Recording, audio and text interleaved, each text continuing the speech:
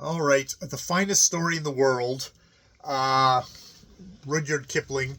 Of course, it was an interesting story of kind of a gormless desk clerk in London who has remembrance of his past lives and two past lives. There's a red-haired Viking going to the New World, and there is a Greek galley slave. We start off with the Greek galley slave, and he knows all this stuff kind of unconsciously, and he's telling it to the narrator, the Kipling stand-in of the book, and the Kipling stand-in is intrigued enough that he actually does pay him for his story and gets it.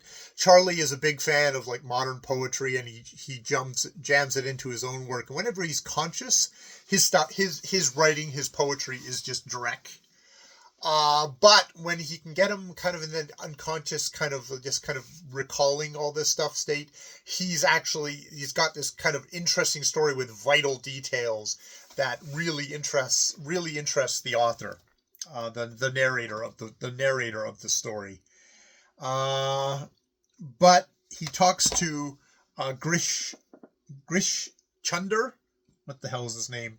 An Indian fellow whose culture is very much knows about these sort of things. And it's like, okay, well, it's the Lords of Life and Death have rules. And there's a reason why Gormless Charlie Mears, who is the bank clerk, doesn't realize that this is a past life. Because if he did, then he wouldn't be able to remember it. Because he's so unconscious, so gormless, he doesn't realize, and it's kind of maintains the balance.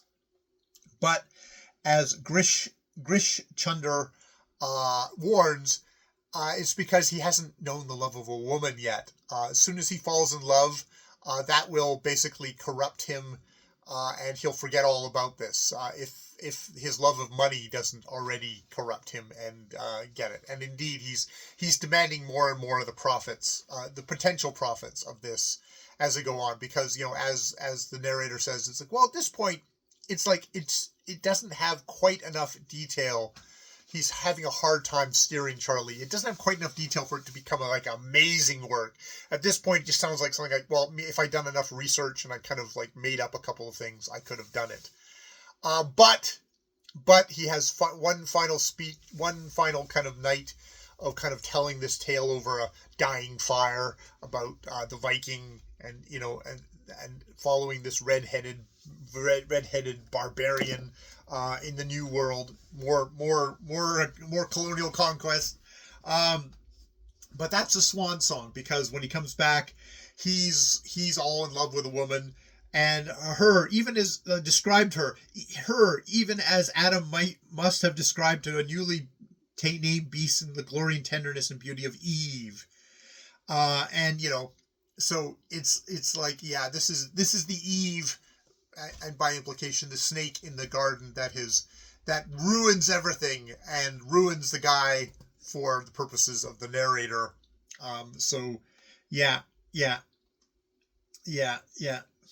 Grish Chunder was right. Charlie had tasted the love of a woman that kills remembrance, and the finest story in the world would never be written.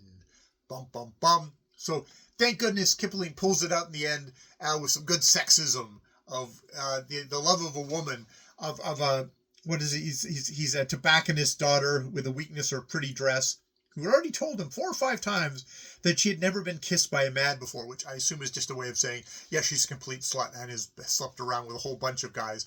That's why she's so insistently telling stupid Charlie Mears that she's never been kissed by a man before, because a woman who hadn't been kissed by a man before wouldn't be so eager to declare her innocence. It's only someone who was a dirty slut in the Kipling world that would say, no, I've never been kissed by a man before. Fuck you, Kipling. Fuck you, Kipling again.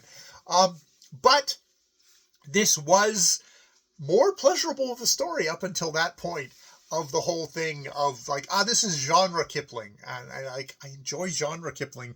I fucking hate Kipling when we get it's contemporary stuff and you know his politics, you know his racism, his sexism, all that really crashes down in a story. Mostly racism, mostly xenophobia. So yes, we'll continue on with His Private Honor for the next story, and I think I will look up how many more Kipling stories I have left in this collection. It's taken me a little while to get back to this, so to read this final little bit, and I need to try and get back into reading these things daily, so it moves along. All right, I will leave it there. More videos later.